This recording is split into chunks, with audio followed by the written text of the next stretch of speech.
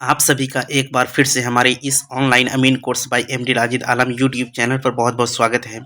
आज की इस वीडियो में हम बात करेंगे बिहार सरकार के द्वारा कैथी लिपि की जो पाठ्य पुस्तक है उसको हम लोग पढ़ेंगे और जाकर के इससे पहले हम कैथी भाषा को पढ़ने के लिए कुछ नियम बताए थे इस वीडियो में यानी कि इस किताब में, तो उसको हम जाने थे और आज की इस वीडियो में हम इसी नियम को आगे बढ़ाते हुए इस वीडियो की शुरुआत करेंगे और जाकर के ये लास्ट वीडियो है। कहने का मतलब कि ये अंतिम वीडियो है जिसमें कि आपको कैथी भाषा का नियम को बताया जाएगा।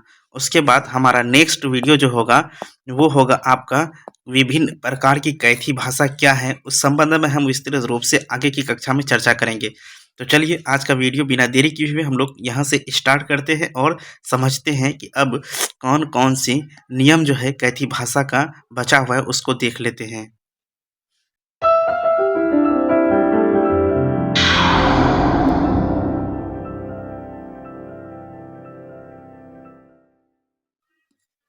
तो मैंने आप लोगों को बुक के बारे में बता दिया था कि ये बुक जो है कुल 38 पेज का है और जाकर के इसमें हम आपको कुछ नियम भी बताए हुए थे।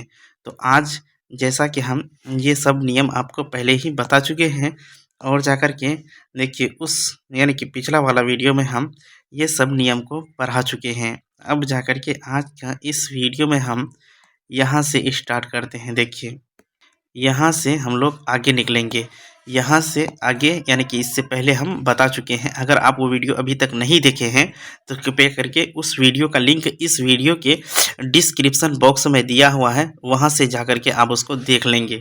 तो चलिए हम लोग यहाँ से वीडियो को स्टार्ट कर लेते हैं। तो सबसे पहले देखिए ये जो है ये इसमें क्या लिखा है, कैथी लिपि में री लड़ी स्र अक्ष ज्ञ का प्रयोग नहीं होता है। तो इसका मतलब कैथी भाषा में जो है ये 1 2 3 4 ये 5 ये 5 शब्द का प्रयोग कैथी भाषा में नहीं हुआ है। कहने का मतलब कैथी भाषा जो लिखा गया था उस समय ये पांचों शब्द का प्रयोग, ये पांचों अक्षर का प्रयोग नहीं हुआ था।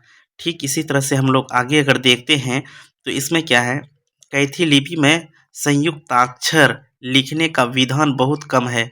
इसका मतलब ये हुआ संयुक्त अक्षर का कि कैथी भाषा में जो हम लोग मिला करके कोई वर्ड लिखते हैं तो उसमें कोई नियम नहीं है। जी हाँ, जैसे कि हम लोग नियोक्ता लिखेंगे, जैसे यहाँ पे हम लोग लिख रहे हैं देवनागरी में नियोक्ता, इस तरह से हम लोग लिखते हैं। ये देवनागरी का एक नियम है, लेकिन अगर इसी को कैथी भाषा में लिखेंगे तो इसका कोई नियम नहीं था। जी हाँ, ठीक इसी तरह से देखिए इसमें आगे क्या कह रहा है, पर जब संयुक्ताक्षर लिखा जाता है तो पद्धति देवनागरी लिपि के साथ प्रयुक्त होने वाले संयुक्ताक्षर की भांति होगी। अब देखिए इसमें बहुत अच्छी बात कही है। इसमें अच्छी बात क्या है, ये कैथी भाषा में ये संयुक्ताक्षर जो है यानी कि इसको जो हम लोग बोलते हैं देवनागरी में संयुक्ताक्षर मिला जुला हुआ अक्षर को लिखते हैं। जब कैथी भाषा में हम कोई चीज़ मिला जुला कर लिखते हैं तो वो देवनागरी लिपि के जैसा देखने को हमें मिलता है। यहाँ ये कह रहा है। अब देखिए इसमें कुल मिलाकर के बात ये आ जाती है कि कैथी भाषा में ये 5 अक्षर का प्रयोग नहीं हुआ है। उसके बाद जो है कैथी भाषा को मिला जुला करके लिखने का नियम कोई नहीं है, पर जब इसको मिला जुला के यानी कैथी भाषा को जब मिला जुला कर लिखा जाता है तो वो देवनागरी के साथ प्रयोग होने वाले संयुक्ताक्षर के जैसा होता है। यानी देवनागरी में जिस तरह से हम संयुक्ताक्षर को लिखते हैं उस तरह से ये देखने को हमें मिलता है। तो चलिए अब हम लोग आगे देखते हैं यहाँ पे आगे इसमें किस तरह से बताया गया है। देखिए ये है आपका अगला, ये है री, ये है लड़ी, उसके बाद ये है स्र, ये है अक्ष, ये है ज्ञ।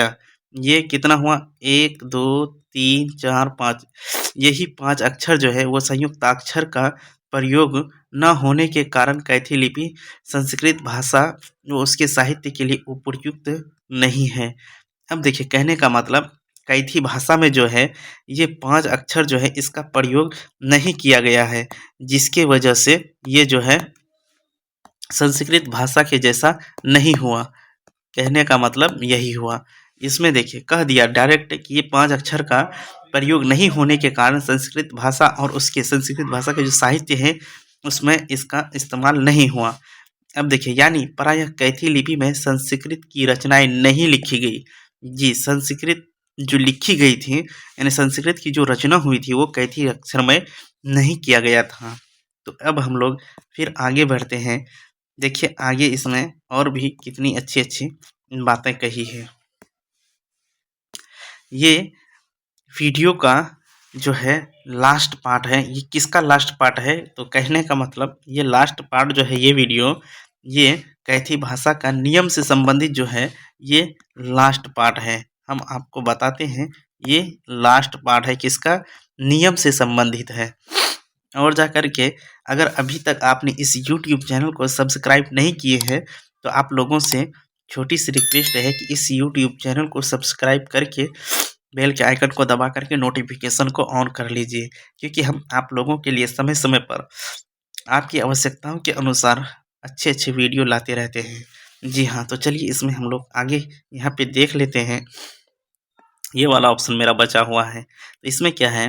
कैथी लिपि की भाषाएं इन क्षेत्रों में प्रचलित लोक भाषाएं जैसे भोजपुरी, अवधी, मगही, आंगिका, वज्जिका, सुरजापुरी, बंगला, मैथिली आदि है।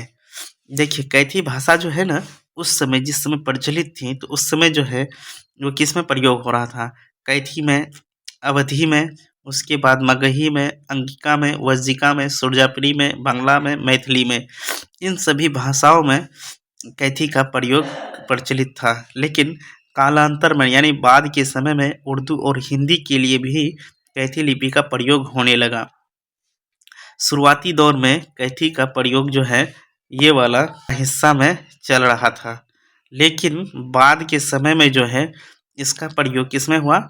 उर्दू में हुआ और जाकर के हिंदी में भी इसका इस्तेमाल होने लगा। तो कैथी भाषा का जितना भी नियम था हम इस वीडियो के माध्यम से, प्लस इससे पहले वाले और एक वीडियो था उसके माध्यम से हम लोग अब तक जान चुके हैं।